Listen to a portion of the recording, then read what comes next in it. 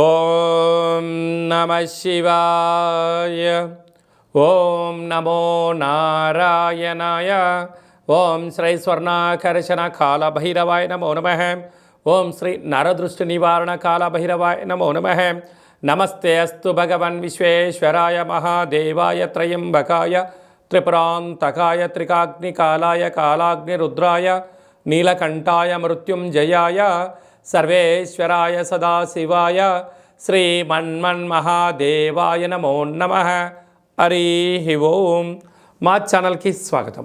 చూస్తున్న వీక్షకులకు ప్రేక్షకులకు ప్రియ కాళభైరవ భగవద్బంధులకి స్వాగతం పలుకుతూ మమ్మల్ని ఎంతగానో ఆదరిస్తూ ఉండబడినటువంటి ప్రియ సోదరీమణులకు సనాతన ధర్మ సంరక్షకులకి అందరికీ కూడా మహాశివరాత్రి పండగ శుభాకాంక్షలు. మహాదేవుడి యొక్క ఆశీస్సులు అందరిపైన ఉండాలని, అందరినీ చల్లగా ఆశీర్వదించాలని, నిండు నూరేళ్ల ఆయురారోగ్యాలకు అందరికీ ప్రసాదించాలని, జాతక చక్రంలో ఉండబడిన గ్రహ గమనాలు దోషాలు తొలగిపోయి ఎవరైతే ఏదైతే కోరుకుంటున్నారో అన్నింటా విజయాన్ని సాధించేటువంటి ఆశీర్వచనాన్ని భగవంతుడు అందరికీ ప్రసాదించాలని మనసారా కోరుకుందాం. 1-3-2024 నుండి 15-3-2024 వరకు పుట్టినటువంటి వారందరికీ కూడా ముందస్తుగా జన్మదిన శుభాకాంక్షలు. గతంలో వివాహం చేసుకున్న వారికి వివాహ వార్షికోత్సవ శుభాకాంక్షలు. ద్వాదశ రాశుల్లో గ్రహ గమనాల్ని ఒకసారి వీక్షింపచేద్దాం.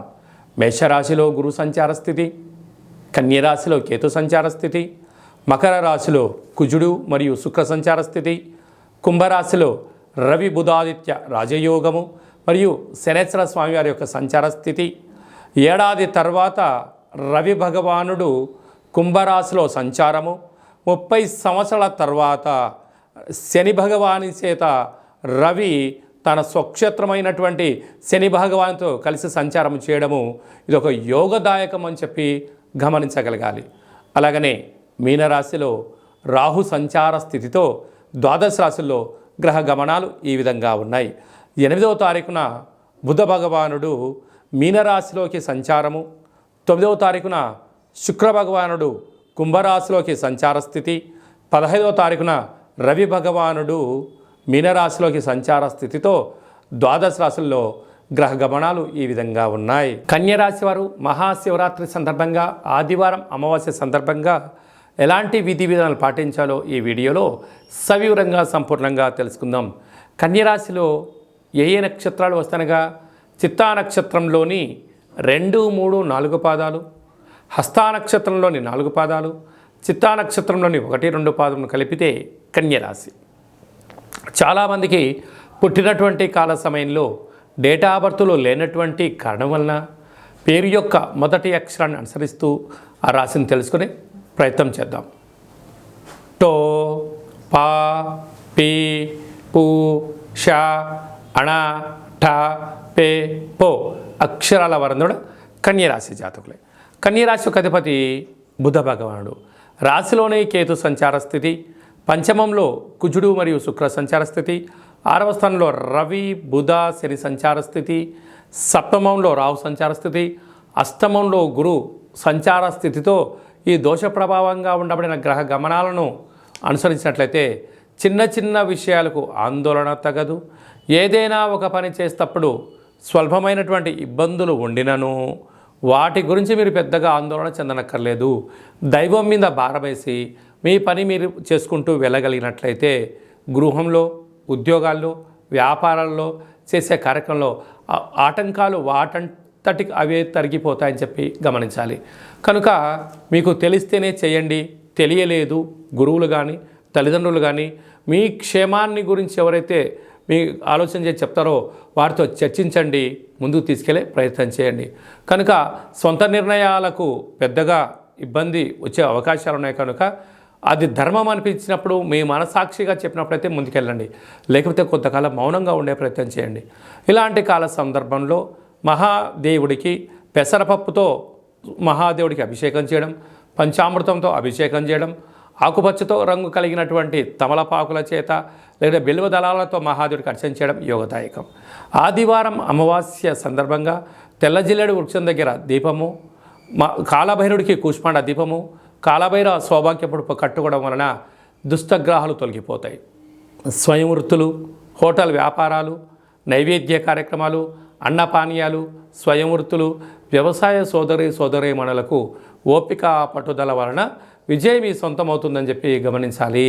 మార్చి 1వ తారీఖు నుండి 15వ తారీఖు వరకు ముఖ్యమైనటువంటి పండుగల గురించి క్లుప్తంగా సవివరంగా సంపూర్ణంగా తెలుసుకుందాం. 4వ తారీఖున సోమవారం బహుళాష్టమి సందర్భంగా అచితాంగ కాళభైరవ స్వామి స్మరణ, ధ్యానము, కుష్మాండ దీపము, సౌభాగ్య ముడుపు కట్టడం వలన సకల అష్టకష్టాలు తొలగిపోతాయని చెప్పి గమనించగలగాలి. 8వ తారీఖున మహాశివరాత్రి పండుగ విశేషమైనటువంటి శుక్రవారం, శ్రవణ నక్షత్రం, ధనిష్ఠా నక్షత్రంతో కూడుకున్నటువంటి మహాశివరాత్రి అవ్వడం వలన మనకు అయోధ్య రామ మందిర నిర్మాణం తదనంతరం తర్వాత మొట్టమొదటిసారిగా వస్తూ ఉండబడిన మహాశివరాత్రి పండుగ సందర్భంగా మనమందరం కూడా జన్మకో శివరాత్రి అన్నట్టుగా ఈ యొక్క 2024వ సంవత్సర ప్రారంభ కాలంలో శుక్రవారం కళౌ వెంకటేశ్వర అన్నట్లుగా శ్రీ వెంకటేశ్వర స్వామి వారి యొక్క జన్మ నక్షత్రం రోజున మాస శివరాత్రి మహాశివరాత్రి సందర్భంగా మనమందరము కూడా వీలైనంత వరకు ఉప ఆవాసం ఉందాం, శివనామస్మరణ చేద్దాం, వీలైనంత వరకు మౌనంగా ఉండే ప్రయత్నం చేద్దాం.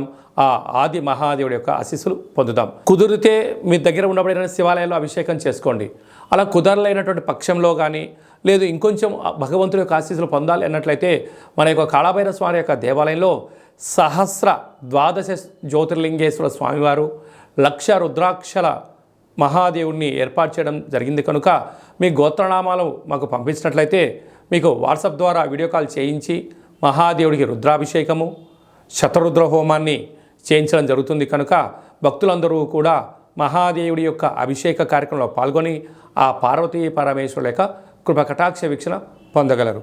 అలాగనే మరో అద్భుతమైనటువంటి విషయం ఏమిటయ్యా అనగా 10వ తారీఖున ఆదివారం అమావాస్య పూర్వభద్ర నక్షత్రం రావడం కూడా జరుగుతుంటుంది. అంటే మాసాలలో ఆమాకావైనట్టుగా మాఘమాసము, అందులో మహాశివరాత్రి తదనంతరము ఆదివారం రోజు అమావాస్య రావడం వల్ల అద్భుతమైన అతీంద్రియమైన శక్తి సంపాదించడం కోసము ధ్యానం, పూజ, హోమ కార్యక్రమంలో పాల్గొన్నట్లయితే సకల శుభం కలుగుతుందని చెప్పి గమనించాలి. కనుక ఈ కాళభైరవ స్వామికి ఆశీస్సులు పొంది ఆ అమావాస్య రోజు సకల దుష్ట ప్రభావాల నుంచి, భూత ప్రేత పిశాచాల నుంచి, అపమృత్యు దోషాల నుంచి, వాహన ప్రమాదాల నుంచి తొలగించడం కోసము ఏ రాశి వారు, ఏ నక్షత్రం వారు ఎలాంటి విధి విధాలు పాటించాలో సవిరంగా సంపర్కం కూడా మనం తెలుసుకుందాం. అదే కాకుండా ఈ యొక్క మార్చి నెలలో ప్రథమార్థమంతరం కూడా అద్భుతమైన విజయం సాధించగలగాలి అన్నట్లయితే మనం ఒక్కసారి ఈ పాత్రను గమనించినట్లయితే ఇది ఒక కంచు పాత్ర. ఇందులో మనకు రాసులు 12 ఎలా ఉంటాయో 12 రాసులను అచ్చు వేయడం జరుగుతుంది. కనుక ఈ యొక్క పాత్రను మన యొక్క పూజా మంత్రంలో ప్రతిరోజు పూజ చేసిన తదనంతరము మనసులో ఒక్కొక్క నెలలో ఒక్కొక్క కాళభైరవ స్వామి ఉంటారు కనుక ఈ యొక్క మాఘమాసంలో అచితాంగ కాళభైరవ స్వామిని స్మరించాలి కనుక స్వామికి ఆశీస్సులు ఎలా పొందాలో తెలుసుకుందాం.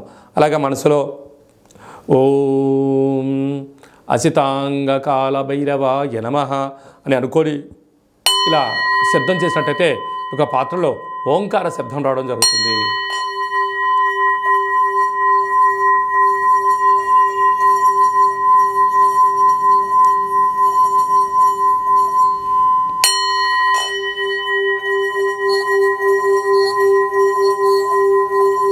ఈ శబ్ద తరంగాల ద్వారా గృహంలో మనకు ఉండబడినటువంటి దరిద్ర దేవత బయటికి వెళ్ళిపోయి బయట ఉండబడినటువంటి లక్ష్మీమాత మన గృహానికి వస్తుందని చెప్పి కూడా గమనించగలగాలి. కనుక ఒక కాళభైరవ హోమాన్ని, కాళభైరవ స్వామి యొక్క పిరమిడ్ని, ఈ యొక్క అక్షయపాత్రని, డాలర్ని, కంకణాన్ని, మీకు కాలికి చేయి కట్టుకునేటువంటి సౌభాగ్యమైనటువంటి రక్షణ కవచాన్ని కూడా ఏర్పాటు చేయడం జరుగుతుంది. ఆసక్తి గలవారు ఈ కింది నెంబర్ని సంప్రదించి అక్షయ పాత్రను సొంతం చేసుకుందాం, అష్ట కష్టాలకు దూరంగా ఉందాం, అష్టైశ్వర్యానికి స్వాగతం పలుకుతామని చెప్పి గమనించాలి. మీ యొక్క వ్యక్తిగత జాతకం తెలుసుకోవాలనుకుంటున్నారా? మీరు పుట్టినటువంటి తేదీ, నెల, సంవత్సరం, సమయం, మీరు పేరు, మీరు ఏ వృత్తి చేస్తున్నారో రాసి మీరు వాట్సాప్ పంపించగలిగినట్లయితే సంపూర్ణమైనటువంటి 100 సంవత్సరాల జాతకాన్ని రాసి పంపించి పుట్టినప్పుడు గ్రహ గమనాలు ఎలా ఉన్నాయి, ప్రస్తుతం ఎలా ఉన్నాయి, రాబోయే కాలం ఎలా ఉండబోతున్నాయో సవివరంగా సంపూర్ణంగా కూడా మీకు తెలియజేయడం జరుగుతుంది. చాలామందికి డేటా ఆఫ్ బర్త్లు లేనటువంటి వారికి మీ పేరు యొక్క మొదటి అక్షరాన్ని అనుసరిస్తూ కాళభైరవ ఉపాసన చేత రమణ శాస్త్రం ద్వారా గవ్వల ద్వారా మీకు జ్యోతిష్యం తెలియచేస్తూ భూత భవిష్యత్ ఉత్తమాలను కూడా తెలియజేయడం జరుగుతుంది. కనుక మీ వ్యక్తిగత జాతకం తెలుసుకోవాలనుకుంటున్నట్లయితే ఈ కింది నెంబర్ సంప్రదించి అపాయింట్మెంట్ తీసుకొని సంప్రదించగలరు. అలాగా మీ అబ్బాయికి కానీ అమ్మాయికి కానీ ఎంత వివాహ ప్రయత్నం చేసినా వివాహం అవ్వడం లేదా, జాతకంలో ఎలాంటి దోషాలు ఉన్నాయి, వచ్చేటువంటి అమ్మాయి యొక్క కానీ అబ్బాయి యొక్క జాతకంలో ఎలాంటి యోగాలు ఉన్నాయో వివాహ పొంతన మన యొక్క దేవాలయంలో అద్భుతంగా చూడడం కూడా జరుగుతుంది. గతంలో వివాహం చేసుకున్నటువంటి దంపతులు తరచూ గొడవపడడం కానీ, పోలీస్ స్టేషన్లు గొడవలకు వెళ్తున్నట్లయితే మీ పేరులో స్వల్పమైన మార్పు చేత మిమ్మల్ని ఆ పార్వతీ పరమేశ్వరులు ఎలా కలిసి ఉంటారో మీరు అలా కలిసి ఉండడానికి ఆధ్యాత్మిక సలహాలు సూచనలు కూడా ఇవ్వడం జరుగుతుంది. అలాగా మీకు అబ్బాయి కానీ అమ్మాయి కానీ పుట్టినట్లయితే వారి యొక్క పుట్టినటువంటి తిథి ప్రకారంగా, రోజు ప్రకారంగా, డేటు ప్రకారంగా, నక్షత్ర ప్రకారంగా ఎలాంటి పేరు పెట్టుకోవాలో ఆధ్యాత్మికమైనటువంటి పేర్లను మీకు సూచించడం జరుగుతుంది. అదే కాకుండా చాలామందికి కాళభైరవ మంత్ర ఉపదేశం ఎలా తీసుకోవాలి, కాళభైరవ సాధన ఎలా చేయాలి, కాళభైరవ స్వామి ఆశీస్సులు ఎలా పొందాలో అని అనుకుంటుంటారు. వారందరికీ కూడా మన యొక్క దేవాలయంలో మంత్రోపదేశం, జపము, తర్పణము, హోమ కార్యక్రమాన్ని ఎలా చేసుకోవాలో తెలియజేస్తూ ఆధ్యాత్మిక సలహాలు సూచనలు మీకు ఇవ్వడం జరుగుతుంది. కనుక ఆసక్తి గలవారు ఈ కేంద్రము సంప్రదించి ఈ మహాశివరాత్రి సందర్భంగా అందరి యొక్క గోత్రనామాల్ని మీరు పంపించినట్లయితే మీకు పూజ చేసి స్వామి యొక్క ప్రసాదాన్ని ఒక రుద్రాక్షను ప్రసాదంగా కూడా పంపించడం జరుగుతుంది. కనుక అందరూ కూడా గోత్రనామాల్ని ఈ యొక్క ఫోన్ నెంబర్లకు వాట్సాప్ పంపించగలరు. అందరిపైన మహాదేవుడి యొక్క ఆశీర్వాదాలు ఉండాలని కోరుకుంటూ ఆశీర్వచనం. సర్వమంగళ మాంగళ్యే శివే సర్వార్థి సాధికే శరణ్యే త్రయంబకే దేవి నారాయణి నమోస్తుతే. హరి ఓం. శతమానం భవతి శతాయు పురుష సతేంద్రియ ఆయుష్యేవేంద్రియే ప్రతిష్టతి. ధనం ధాన్యం బహుపుత్రలాభం శత సంవత్సరం దీర్ఘమాయు. సర్వే జనా సుఖినో భవంతు. లోకా సమస్తా సుఖినో భవంతు. సర్వం శివార్పణమస్తు.